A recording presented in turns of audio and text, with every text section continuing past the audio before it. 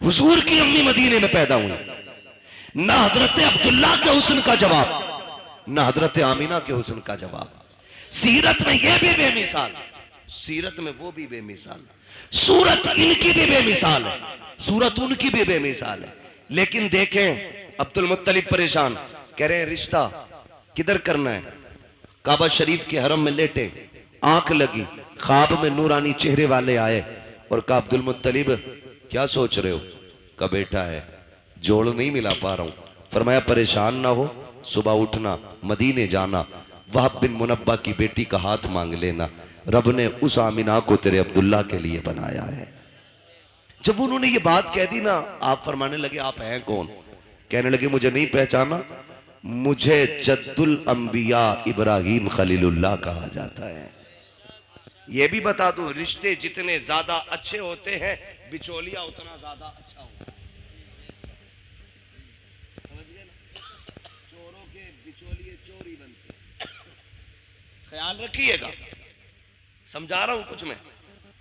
आया था इब्राहिम खलीलुल्लाह, जाना सुबह उठना और जाके उनकी बेटी का हाथ मांग लो। आप उठे, मदीना शरीफ पहुंचे। कौन है? अब्दुल मुत्तलिब, किसी मोहल्ले के जिम्मेदार नहीं, कोई क्या बोलते हैं अध्यक्ष नहीं, चेयरमैन नहीं, काबे के मुतवल्ली है, खानदान कुरैश के सरदार है। पावर इतनी है कि अबरहा भी आता है ना हाथी की फौज लेके तो नजरें झुका के बात करता है, इतनी पावर वाला। बेटों को लिया, सुने देखो रिश्ते कैसे होते हैं। बेटों को लिया, मदीना शरीफ आ गए। वहाब बिन मुनब्बा की चौखट है, जबकि वहाब बिन मुनब्बा भी सरदार है, लेकिन इतने बड़े नहीं थे वो छोटे सरदार। आके ना आवाज आई, कौन? का अना अब्दुल मुत्तलिब। इतना सुना ना माथे पे पसीना आ गया वहाब बिन मुनब्बा के, इतना बड़ा सरदार मेरे दरवाजे पे। दरवाजा खोला, देखा तो देखते रह गए। आपने कहा वहाब बिन मुनब्बा क्या देख रहे हो? कहा मैं ये देख रहा हूं मेरा नसीब, मक्के का सरदार, खानदान कुरैश का पावरफुल सरदार मेरी चौखट पे। कहा जी। का तशरीफ लाइए। 3 दिन तक मेहमान नवाजी की। 3 दिन के बाद कहते हैं सरकार बताए ना कैसे आना हुआ था।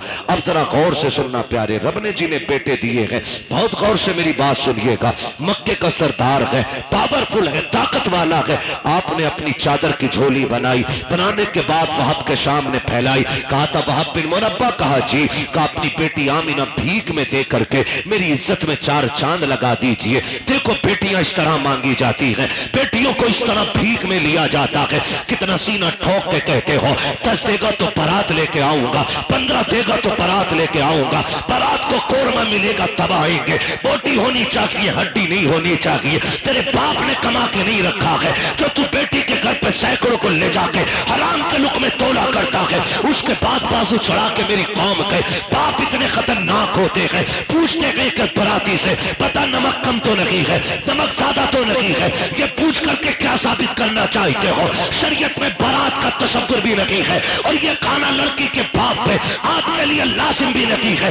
दबाव दे करके खाना खाते हैं हम लोग, जुल्म करते हैं बेटी वाले पर, और उसके बाद कहते हो कि अगर खाना अच्छा मिलेगा तो बारात आएगी। गैरत कर, देख तो सही बेटियां कैसे मांगी जाती है। वहाब बिन मुनब्बा के आगे अब्दुल मुत्तलिब ने झोली फैलाई है और कहा था अपनी बेटी दे करके हमारी इज्जत में 4 चांद लगा दो। कहते हैं परेशान क्यों होते हैं? सुनो अब्दुल मुत्तलिब, आमिना आज भी तुम्हारी है, कल भी तुम्हारी थी और कल भी तुम्हारी रहेगी।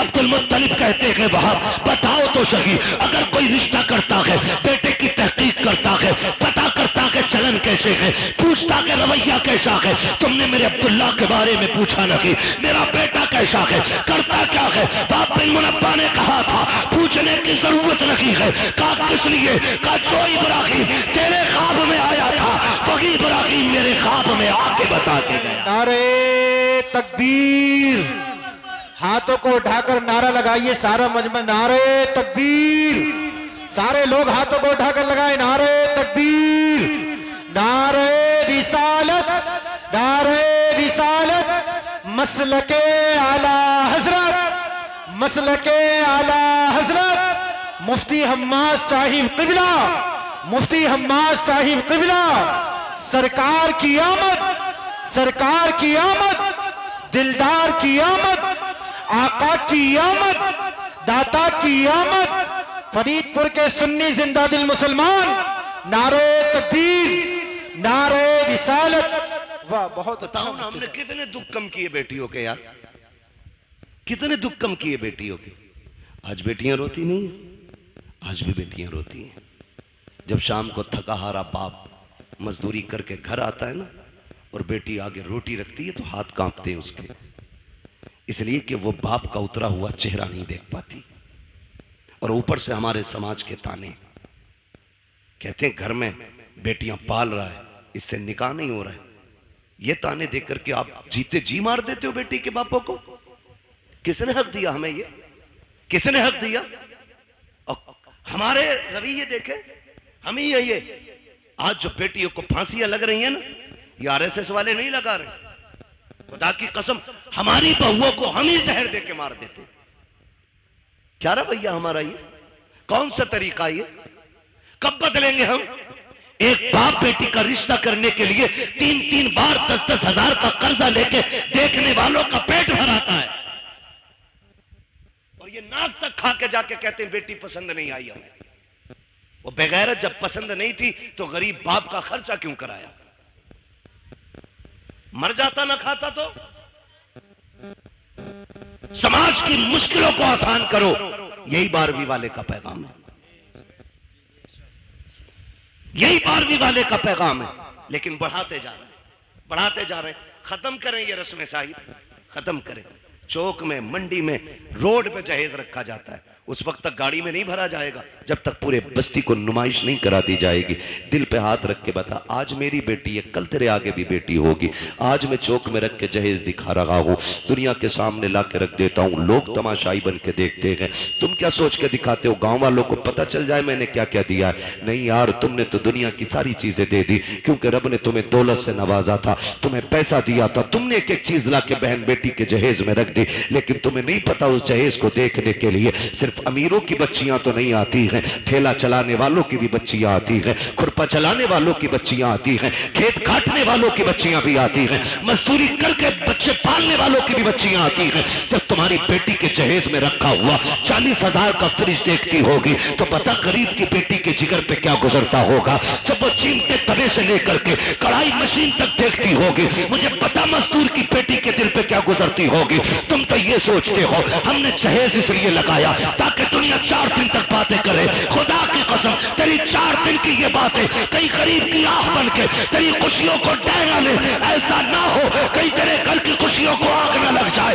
जरूरी नहीं है जहेज रोड पे रखा जाए, दुनिया की दौलत उठा के दे, लेकिन तमाशा ना बना, मुट्ठी बंद करके दे दे। जो ले रहा है वो भी तेरा है, जो दे रहा है वो भी तेरा है, इसलिए गरीब को ना दिखा, मुट्ठी बंद करके दे ताकि तेरी भी राजी रखे और गरीब मजदूर की बेटी भी बाप के आंगन में राजी रहे। लेकिन हमने तमाशे बनाए, हमने नुमाइश बनाई, और इस नुमाइश ने बेटियां हमारे सर पे बोझ बना दी। गलत नहीं कह रहा हूं, इस नुमाइश ने बेटियां बोझ बनाई, इस दिखावे ने मार डाला। अभी कुछ दिन पहले की बात, कुछ दिन पहले की बात, हम 2 बारातें थी। कितनी बारातें थी? एक बारात में हम भी थे और एक दूसरी बारात कहीं से आई थी, जाना एक ही घर पे था, एक ही घर पे दोनों बारातें हैं। जो दूसरी बारात आई ना, दूल्हा ने बदतमीजी शुरू कर दी, और इतनी बदतमीजी हुई कि निकाह नहीं हुआ। एक बहन का निकाह हो जाता है, दूसरी का नहीं हुआ। मुझे एक बात बताओ, कहने को तो आसान है बारात लौट गई, लेकिन मुझे कोई बताएगा जो बिजलियां उस बेटी के दिल पे गिरी होंगी जिसके हाथों पे निकाह के लिए मेहंदी लगी हो, जो सुर्ख जोड़ा बैठ करके पहन के तैयार बैठी हो कि कोई आएगा जिंदगी भर का वादा करके आज लेके चला जाएगा। जब उसको पता चला होगा कि बारात वापस जा चली गई है, तो कोई उसके दर्द का अंदाजा लगा सकता है? मुझे लगता है खुदा की कसम, जो दर्द का झटका उसको लगा होगा, अगर समंदर में डाल दिया जाए ना उस दर्द का एक हिस्सा, तो समंदर भी सूख करके एक कोयला बन जाता। मगर मेरी कौम, हमने अभी तमाशे बंद नहीं किए हैं, अभी हमें गैरत नहीं चढ़ रही है। बदले ये रवैये, निकाह इतने आसान कर दो कि बेटियां रोए ना, कलमा पढ़े और कहे एहसान रब का हुजूर की उम्मत में पैदा किया गया है। इतने आसान निकाह कर दो, इतना आसान कर दो निकाह। अल्लाह आपको सलामत रखे।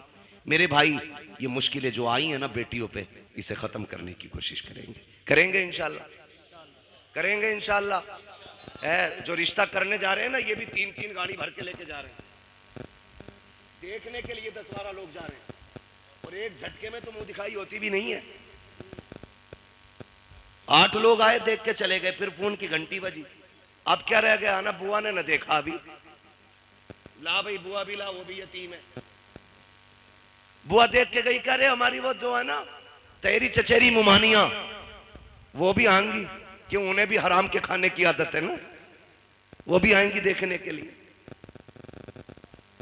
ओ भाई बंद करो ये, लड़के के घर वाले देख ले, बहन मां देख ले, खाला फूफी सारी चली आ रही है ठलवी, कोई काम ही नहीं है। बंद करो ये तमाशे, निकाह इतना आसान कर दो कि बाप बेटी को बोझ ना समझे। करेंगे इंशाल्लाह ऐसा, वादा करें इंशाल्लाह ऐसे करेंगे। कितने लोग 10 लाख लेंगे जहेज में, हाथ उठा के बता दें। कोई बात नहीं मेरे बच्चे, बात समझी नहीं उस बच्चे ने, इसलिए जल्दी में हाथ उठा दिया। डिमांड करेंगे। एक सबसे बड़ा नुकसान बता दूं, टाइम मेरा ओवर चल रहा है, लेकिन मैं फिर भी एक नुकसान बता दूं।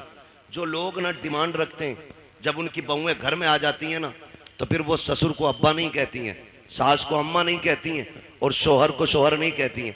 क्या कहती हैं? सास को बुढ़िया, शोहर को, वो ससुर को डाकू, और शोहर को नौकर कहती है।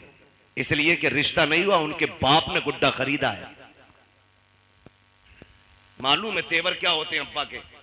1 रुपया भी कम हुआ बारात लौट जाएगी। तो जो 1 रुपया वो बाप लेके आता है ना, गोलक तोड़ के, नसीब फोड़ के, जैसे भी लाता है, वो बच्ची को याद रहता है। फिर वो तुमसे 1-1 रुपए का हिसाब लेती है, फिर जीभ निकाल देती है इतनी, फिर कह रहा अब्बा नहीं कह रही, क्यों तूने कौन सा बेटी वाला रवैया इख्तियार किया उसके लिए? कल तू उसे सर पे हाथ रख के लाता, जैसे मेरे नबी का उमर लेके आया था, हजरत उमर फारूक आजम। आज ना 10-10 लाख रुपए लेकर के तोलता फिर रहा, और फिर वो नहीं कह रही अब्बा, वो कह रही बुड्ढे को चाय दे दो। क्यों कह ये कह रहा मैडम जरा पानी लाना, तो कहती खुद भर के ला। 10 लाख दिए मेरे अब्बा ने, सब के आगे शेर बनेगा, फिर नोरा फिर रहा बीवी के आगे। ये 10 लाख की मार है, जो लंगूर बना दिया इसकी शिकल को। ऐसे रिश्ते नहीं होते। हजरत उमर फारूक आजम है, रात को टहल रहे अपनी मिल्कियत में, और ये देख रहे हैं कोई गरीब परेशान तो नहीं है, ये सोच करके टहल रहे हैं ताकि कोई दुखी ना हो।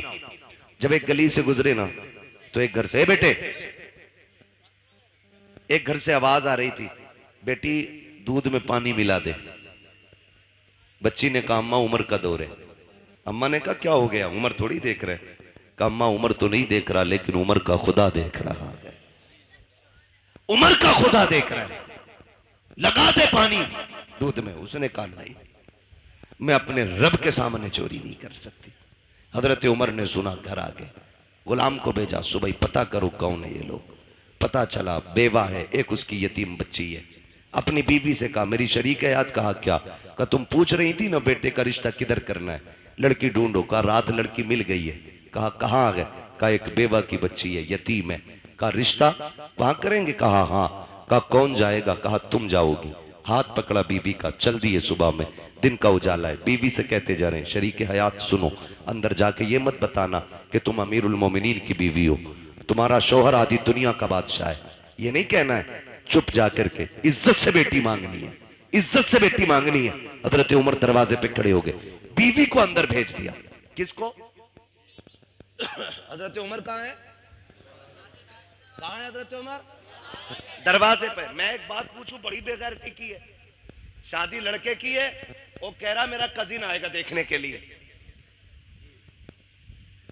बीवी हमारी बनेगी, और भेज रहे कजिन को, यार तुझे पसंद है तो मेरी पसंद है। अरे बेगैरत, तो आग लगे तेरी पसंद को, शर्म नहीं आती? कजिन को भेज रहा, उमर को देख, बेटे के लिए बेटी देखने आए, खुद दरवाजे के बाहर खड़े, बीवी से कह रहे हैं जा जाके बात कर और बताना मत मैं कौन हूं। अल्लाह अकबर। बीवी अंदर गई, जाके बैठ गई, सलाम किया। खातून ने पूछा कौन हो, क्यों आई हो? कहा एक जरूरत आपके दरवाजे तक ले आई है। कहा मुझ गरीब के दरवाजे से कौन सी जरूरत पूरी होगी? कहा एक बहुत अहम चीज आपसे लेने आए हैं। कहा गरीब लोग हैं साहिब, क्या अहम चीज हमारे पास होगी? आपने कहा ये जो आपकी बेटी है ना, ये हमारे घर की दुल्हन बना दो, हमें इसका हाथ हमारे हाथ में दे दो, हम इसे अपने घर की बहू बनाना चाहते हैं। इतना सुना ना, मां ने भी तड़प के कहा खातून चुप कर, मेरी बेटी यतीम जरूर है, मैं बेवा जरूर हूं, लेकिन अभी इतने भी गए गुजरे लोग नहीं है हम कि बिना पूछे कछे किसी के भी हाथ में बेटी का हाथ दे दे। बता तू है कौन, कहां की रहने वाली है, हमारी बेटी का हाथ मांग रही है। यतीम समझ के हल्के में ना लेना, अभी मां जिंदा है, बताना तू है कौन। हजरत उमर की बीवी बात छुपा रही है, बताना नहीं चाहती है कौन है, किसकी बीवी है, किसके लिए हाथ मांगा जा रहा है। फिर जब मजबूर किया, कहा ऐसे हम किसी के हाथ में बेटी का हाथ नहीं देंगे, कम से कम पता तो होना चाहिए कौन लोग हैं सामने वाले। फिर डरते डरते कहती है सुनो, मैं उमर इब्ने खत्ताब की बीवी हूं, जिसके लिए मैं हाथ मांग रही हूं वो उमर खत्ताब का बेटा है। अल्लाह अकबर। इतना सुना है, जैसी इतनी बात सुनी है औरत का तेवर बदल जाता है। कहती किस उमर की बात कर रही हो, कहीं वही तो उमर नहीं है जो हमारा अमीरुल मोमिनीन है, कहीं उसी की बात तो नहीं करती हो जो आदि दुनिया का बादशाह है। बीवी ने गर्दन झुका के कहा माफ करना, मेरे सरताज ने मना किया था कि आपको ना बताओ, लेकिन बता रही हो। हाँ, उसी उम्र के बेटे के लिए आपकी बेटी का हाथ मांगने आई हो। कहती चल दिखा तो सकी, कहाँ है तेरा उमर? का वो दरवाजे के बाहर खड़ा है। अल्लाह अकबर। इतना सुना, बाहर जब औरत आई है, हजरत उमर दीवार से लगे हैं, हाथ उठे हैं, आंख में आंसू है। कहते हैं मालिक उमर को खाली ना लौटाना, आज उमर की इज्जत रख लेना, आज उमर की लाज बचा लेना, मालिक मुझे खाली ना लौटाना। ये रोते जा रहे हैं, कहते जा रहे हैं। औरत ने आके कहा था उमर क्या तू अमीरुल मोमिनीन है? कहा हाँ। काम तुम्हें बेटी नहीं दे सकते। कहा किस लिए? कहा था दुनिया के बादशाह का बेटा और इधर यतीम की बेटी, बताओ निभाओ कैसे होगा? हजरत उमर ने कहा था ये न देख कि ये किसका बेटा है और बच्ची कौन है, ये देख तू भी नबी का कलमा पढ़ती है, हम भी नबी का कलमा पढ़ते हैं। अल्लाह अकबर। इस शर्त पे रिश्ता हो गया, दुल्हन आ गई घर। सुनो भाई, 2 लाख के चक्कर में बेटे की लाश बेचने वालों, मैं तो लाश ही बेचना कहूंगा उसको। 10-10 लाख में बेटे बेच देते हो। सुनो, दावे के साथ कहता हूं, ये बेटे वाले जो 10 लाख बेटी ब्याहने के लेते हैं ना, अगर बेटियां कीमत लिया करती तो ये आधे बच्चे कुआरे मार देते। एक बेटे के लिए बहू खरीद के नहीं लाता ये खुदसट बाप। आज 4 बेटे हैं ना, फटा जा रहा, 40 लाख हो गए और 15 का दाव लग गया तो 15 चौका आधे करोड़ का मालिक बन गया। हिसाब लगाए बैठा उंगलियों पे। और बगैर तो सुनो, 60 ले ले या 80 ले ले, तुझे बेड पे 1 मिनट बैठने नहीं मिलेगा। जिसकी पिलाई नापता फिर रहा ना क्या इंच है, उस पे तू बैठ नहीं सकता एक दिन भी। तेरे हिस्से में अगर आया तो ससुराल से मिला हुआ हुक्का ही आगा जो तेरे फेफड़े खराब करेगा। इसके अलावा तुझे कुछ नहीं मिलने वाला। तू मर क्यों रहा भाई? लिस्ट अब्बा के ही हाथ में, हटो मत। अल्लाह कादिर मुतलक, जो सेहरे देना जानता है वो सेहरे लेना भी जानता है। जो मेडिकल लाइन से लोग जुड़े, कितने हादसे ऐसे होते हैं। 18 साल का जवान, 20 साल का जवान, पता चला अभी शादी का रंग नहीं उतरा था कि जोड़े कफन में बदल गए। कुछ नहीं पता मौत का। मत इतराओ इतने। 10-10 लाख में बेचने की जरूरत नहीं। रिश्ता हुआ, निकाह हुआ, हजरत उमर के घर में आई बच्ची। हजरत उमर करीब आके कहते हैं बेटी क्या बात थी उस दिन जो रात में तेरी मां ने तुझसे कहा था? इतना सुना, बच्ची के माथे पे पसीना आ गया। आपको कैसे पता? कहा मैं दरवाजे पे खड़ा था, दरवाजे पे खड़ा था। कहा जनाब बात ये थी कि मेरी मां कह रही थी दूध में पानी मिला, मैंने कहा उम्र का दौर है। उसने ये कहा कि उम्र देख थोड़ी रहा है। फिर मैंने ये कहा उम्र नहीं देख रहा तो उम्र का खुदा तो देख रहा है। हजरत उमर रो दिए और हाथ पकड़ा बच्ची का, कहने लगे बेटी बता मैं कौन हूं। बच्ची ने कहा आप मेरे चाचा लगते हो। फरमाने लगे ना बेटी, आज के बाद चाचा ना कहना, तू यतीम है, मुझे बाप कह के आवाज देना, मुझे बाप कह के आवाज देना। आज के बाद तू यतीम नहीं, आज के बाद उमर तेरे सर पे शफकत का हाथ रखता है। लेकिन सुन मेरी बेटी, रोज उमर को अदालत का काम रहता है, रोज फैसले सुनाने होते हैं। बेटी तेरी ड्यूटी इतनी है, जब उमर चलने लगे तो जो तूने अपनी माँ से कहा था खुदा देख रहा है, वही मेरे कंधे पे हाथ रखना और कहना अब्बा उमर फैसले सोच समझ के करना, खुदा देख रहा है। अगर तू ये कहती रहेगी उमर की अदालत से कोई फैसला कभी गलत नहीं हो सकता। तुम बहुओं को बाप वाला प्यार दो, वो तुम्हें बेटी वाला एहतराम देके दिखाएंगे। समझ रहे हैं ना मेरी बात? बेटी वाला एहतराम आपको देंगी। जो बेटियां एक बाप को एहतराम देती, तो निकले इन सारे फसादों से। मॉल में दामाद नहीं खरीदने, दीनदार बच्चियां तलाश करें, दीनदार, हिप्पी कट नहीं। हाँ, बहुत पुरानी कटिंग थी, वो याद है हमें। अब तो पता नहीं कौन कौन सी चल रही है। हाँ? ऐसा डिजाइन कह रहा मौलाना लड़की हमने देखी। ओहो, कहां थे? कि फला जगह बर्थडे की पार्टी में देखी, हूर लग रही थी, हूर। आई है ना शादी के बाद जो दे दौड़ा, ले दौड़ा, उठा पटक के भूत आ गए। मैंने भूत नहीं, पूरी भूतनी लेके आया है। उतार दो, मैंने कहा अपने बस की बात नहीं। भूत उसके उतारो जिस पे चढ़े हों, और जो खुद भूतनी हो। बोलो, उसके कौन उतारेगा? कह रिया ऐसे बाल पड़े थे मियां, देखता रह गया। धोखे में मत पड़ जाना, ब्यूटी पार्लर ने बड़ा काम खराब किया है। ऐसे रंग बिरंगी मुंह बना देते, ऐसा लगता है कभी कभी के आटे के बोरे से निकल के आई है। और कैमरा ऐसा ऐसा फिल्टर मार रहा, कलवा भी कभी भूरा हो गया। ये कंडीशन है। फोटो भेज दिया, कलवा का फोटो आया, पूरा मोहल्ला देख रहा, दामाद बड़ा गोरा है। और फिर इतना घना सेहरा बनवाया कि कुछ टिप ही नहीं रहा था उसमें। और जब चौथी में आए दामाद तो फिर ढूंढ रहे थे सब, दामाद नहीं आया। यही तो है।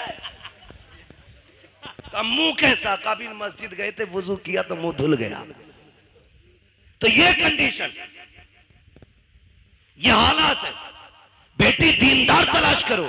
ये भी हैरत की बात है ना, कह रहे आईएएस चाहिए, आईपीएस चाहिए, बीयूएमएस चाहिए, एलएलबी चाहिए। भाई तालीम अच्छी बात है। वो कहा था ना, गालिबन हफीज जालंधरी ने कहा था कि तालीम औरतों की जरूरी तो है, मगर खातून खाना हो वो सबा की परी ना हो।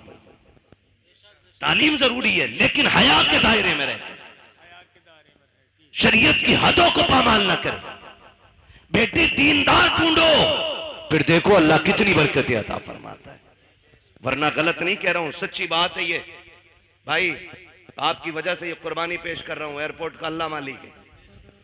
सच्ची बात है। जो जहेज में कुरान आता पूरी जिंदगी जुज़दान में रहता है। वो बल्कि सास कहती है ना, पहले ही 3 रखे, इसे मस्जिद में दिया। टीवी अपने कमरे में, एलसीडी अपने कमरे में, एलईडी अपने कमरे में, फ्रिज संभाल के रखिए टूट ना जाए, वॉशिंग मशीन स्क्रैच ना आ जाए। बुढ़िया खड़े होकर ऑर्डर जारी कर रही है। आया ना कुरान, कहती लल्ला इसमें क्या, इसमें क्या? कि अम्मा कुरान है। ए लल्ला 4 तो पहले से घर में रखे थे, ये भी ले आए, इसे मस्जिद पहुंचा दो। अगर ये कंडीशन घरों की हो जाए ना, फिर पूछना मत कयामत कब आ रही है। समझ लेना कयामत तुम्हारे दरवाजे पे आके खड़ी हो गई है, क्योंकि तुम्हारे घर में टीवी और फ्रिज रखने के लिए जगह है और रब का कुरान रखने के लिए जगह नहीं है। सोचना और फैसला करना। गलत नहीं कह रहा हूं। पढ़े क्यों?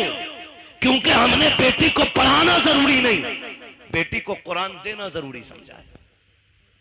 जहेज में होना चाहिए, चाहे उसे नमाज आती हो कि नहीं आती। बाप अच्छा वो नहीं जो सोने की पेटी में रख के मुझको अंबर से लिखा हुआ कुरान बेटी को दे। बाप बाप वो बेहतर है जो जहेज में कुरान दे न दे, बेटी के सीने में कुरान दे दे, इसलिए कि वो जहां जाएगी वहां जाकर के कुरान पढ़ेगी। लेके आओ कुरान वाली बेटी, फजर में उठ के मुसल्ला बिछाएगी, नमाज से फारिग होकर कुरान पढ़ेगी, रब की तस्बीह बयान करने के बाद शौहर की खिदमत करेगी, सास ससुर की खिदमत करेगी। फिर तुम देखना इन्हीं घरों के अंदर तुम्हें जन्नत के नक्शे नजर आएंगे। वरना याद रखना, ले आओ जितनी चाहे पढ़ी लिखी, जब तक शरीयत नहीं होगी उस वक्त तक घर में जन्नत नहीं होगी। मैंने पहले कहा था, घर कभी भी दौलत से नहीं, मदीने वाले की सुन्नत से चला कर। आप बच्चियों को कुछ पढ़ाएं या ना पढ़ाएं, लेकिन कुरान पढ़ाएं। मेरे ख्याल से आपके इलाके में भी इदारा है ना, हमारे नवाब भाई ने बताया था, मुझे याद आ रहा है, काफी पहले बताया था कि ये समूदिया में बच्चियों का इदारा कायम कर रहे हैं, और मेरे ख्याल से कायम कर दिया है माशाल्लाह। लिंटर की तैयारी है। ये इदारे हमारे जिम्मेदारियां हैं हमारी, इन्हीं इदारों के जरिए इंशाल्लाह हमारी बेटियां कनीज़े फातिमा ज़हरा बनेंगी, कनीज़े फातिमा ज़हरा बनेंगी इन इदारों के जरिए। बेटियां, मैं आपको एक बात बता दूं, बेटे बुरा ना माने, क्योंकि मैं भी अपने अब्बा का बेटा हूं। वो ये ना समझे कि बेटों को बड़ा खुल के बुरा कह रहा है, ये सच्ची बात है। बेटे को ना कितने कुरान पढ़ा लो, वो जब भी पढ़ेगा ना हस्बे जरूरत पढ़ेगा और बंद करके यूं रख देगा। लेकिन अगर आपने बेटी को कुरान पढ़ाया है ना, वो जब भी कुरान पढ़ेगी ना, उसे कुरान के सफात में बाप का चेहरा दिखाई देगा। बाप का इंतकाल हुए अगर 15 साल भी बीत गए होंगे ना, तो वो 15 साल के बाद कुरान बंद करके हाथ उठा के कहेगी, अल्लाह जो आयतें, जो रुकू, जो पारे, जो मैंने लाइनें पढ़ी है ना, इसका सवाब मेरे बूढ़े बाप की कब्र में अता फरमा दे। खुदा की कसम, ये बेटियां इतनी खैरत वाली होती हैं, जो भी तुम इन पे एहसान कर दो ये सर पे नहीं रखती हैं, ये एहसान का बदला दिया करती हैं, बदला दिया करती हैं। इसलिए बेटियों को पढ़ाओ। आज ना सबसे ज्यादा बड़ा निशाना हमारे इदारे, हमारी मस्जिदें, हमारी खानकाहें, हमारे जलसे सिर्फ इसलिए है कि इनसे इस्लाम का परचम हिंदुस्तान में बुलंद है। दुनिया मिटाने पे लगी है, कागज चेक करते हैं, रजिस्ट्रेशन में कमी हो, बैनामे में कमी हो, बिल्डोजर जाके चला दें। इतनी मजबूती से काम करो कि दुश्मनों के दांत कट्टे हो जाएं और तुम्हारी की हुई मेहनत ये बताए, यही है आरज़ू तालीम कुरान हो जाए, हर एक परचम से ऊंचा परचम इस्लाम हो जाए। इतनी जम के मेहनत हमें करनी है, और हम अपनी कौम को इदारे देंगे, तालीम के मरकज देंगे। लिंटर पढ़ा के नहीं, अभी नहीं पढ़ा ना, तो उम्मीद है इंशाल्लाह आप लोगों का साथ रहेगा इंशाल्लाह। बोले जोर से इंशाल्लाह। हाँ, वरना याद रखना, वही नेकी है जो अपने हाथ से कर जाओ, वही नेकी है जो अपने हाथ से कर जाओ। हम जो कमाते हैं ना, वो अपने लिए नहीं, दूसरों के लिए कमाते हैं। हम तो कुछ दिन उस दौलत पे चौकीदार बन के रहते, मरेंगे लल्ला मौज करेगा। अपने हाथ से कर जाओ। किसी के बेटे ने बाप के नाम पे सोने के सिक्के नहीं दिए मस्जिद में। हमने अमीरों के बेटे भी देखे, गरीबों के भी देखे, जबकि गरीब बाप का बेटा जिसे दौलत नहीं, बाप विरसे में कुरान दे के गया था, कम से कम वो कब्र पे जाके कुरान तो पढ़ के सुना देता है। लेकिन अमीर के बच्चे को उतनी भी फुर्सत नहीं कि वो जाके बाप की कब्र पे कुरान भी पढ़ सके। ओ मेरे भाई, अपने जीते जीतने काम कर जाओ। कब्रिस्तान जाते हो? सर हिलाओ भाई, जाते हो कुरान कब्रिस्तान?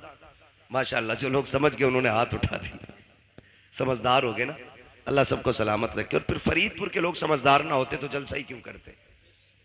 सबसे बड़ी पहचान समझदारी की तो हुजूर की मिलाद सजाना है ना। तवज्जो है ना? कब्रिस्तान जाते, कब्रें सारी सलामत हैं, कुछ बैठ भी गई हैं, कुछ बैठी भी होंगी, और कुछ कब्रों के निशान भी खत्म हो गए होंगे, मिट्टी डाल के बराबर भी कर दी गई होंगी, कुछ में निशान भी बनाए गए होंगे। लेकिन कई कब्रें ऐसी होंगी जिनका पता ही नहीं होगा ये किसकी है। किसी सफेद बालों वाले को लेके जाना, अब्बा ये किसकी कब्र है? वो कहेंगे मैंने भी नहीं देखा मरते हुए, मेरे अब्बा ने बताया था कि यहाँ हमारे गांव के सबसे बड़े जमींदार दफन हुए थे, ये वो थे जो 500 एकड़ के मालिक थे। आज जाके देखो ना, हजारों बीघों का मालिक इंच भर जमीन में सिमट के रह गया है, हड्डियां गल गई हैं, कोई फाथा पड़ने वाला भी नहीं है। फूल डालने की तो बड़ी बात यार, लोग कब्र पे मिट्टी डालने भी नहीं आते हैं, तख्ते गले सड़े दिखते रहते हैं, कफन के धागे नजर आते हैं, कोई छुपाने वाला भी नहीं होता। तो तुम्हें क्या लगता है कि हमारी औलाद हमारी कब्र पे बैठ करके रोज कुरान पढ़ा करेगी? रोज हमारी कब्र पे बैठ करके फकीरों के नाम पर लंगर लुटाया जाएगा? कभी नहीं, कोई नहीं। अगर आज हमें महीनों में टाइम मिलता है, हमारे बच्चों को 6 महीने में भी टाइम नहीं मिलेगा। हम 6 महीने में जाते हैं, हमारे बच्चे साल भर में भी नहीं जाएंगे। ऐसे काम कर जाओ, कोई जाए या ना जाए, कोई हाथ उठाए या ना उठाए, तुम्हारी कब्र में रहमतों के झोंके आते रहे, खुदा की तरफ से बरकतें आते रहे। आप कहेंगे कैसे? तो सुनो, जो मदरसे चल रहे हैं, इदारे बन रहे हैं, उनका जाके ताउन कर दो, बीमा कर लो पहले का 50,000 मेरी तरफ से ले, इसकी छत बना दे। खुदा की कसम, जब मर जाओगे और जब तक ये मदरसा चलता रहेगा, कोई हाथ उठा के दुआ करे ना करे, कोई कब्र पे आए क्या ना आए, जितनी देर तक इसके नीचे बैठ करके कुरान पढ़ा जाता रहेगा, अल्लाह सवाब की खिड़कियां तेरी कब्र में बराबर खोल के रखे। इसलिए ऐसे काम करके जाना, ऐसे काम कर जाने, अपने इदारे मजबूत करें। इसमें आम के आम है, गुठलियों के दाम है। गुठलियों के दाम ऐसे हैं कि हमें जन्नत मिलेगी, नेक काम है। और आम के आम ऐसे हैं, हमारी ही बेटियां यहां से पढ़ के कनीज़े फातिमा ज़हरा बनेगी। हाँ, वो सबसे ज्यादा जरूरी है हम अपनी बच्चियों पे ध्यान दें। वक्त होता है इंशाअल्लाह तो मैं बात करता, अभी मैंने सिर्फ एक टॉपिक पे बात की है। हुजूर बेटियों के लिए रहमत बन के आए और हमने उसका मतलब ही बदलने की कोशिश कर दी है। हुजूर रहमत बन के आए, हम जहमत बन के बैठ गए। बाप के बाल इसलिए सफेद हो गए कि कोई बच्ची का हाथ मांगने वाला है। ओ यार, ऐसे हो जाओ कि कोई बोझ बेटी को अपने ऊपर महसूस न करे, बल्कि बेटी को फूल समझ के पाले। आप भी जाओ, जन्नत सभी को चाहिए, सब चाहेंगे मुझे जन्नत चाहिए। एक आसान नुस्खा है, तलाश करो ऐसे रिश्ते जहां बाप बेटी को रुखसत करने पे मजबूर हो, लेकिन हालात ना हो। अल्लाह ने तुम्हें खरीदने के बर्तनों का भी पैसा दिया हो,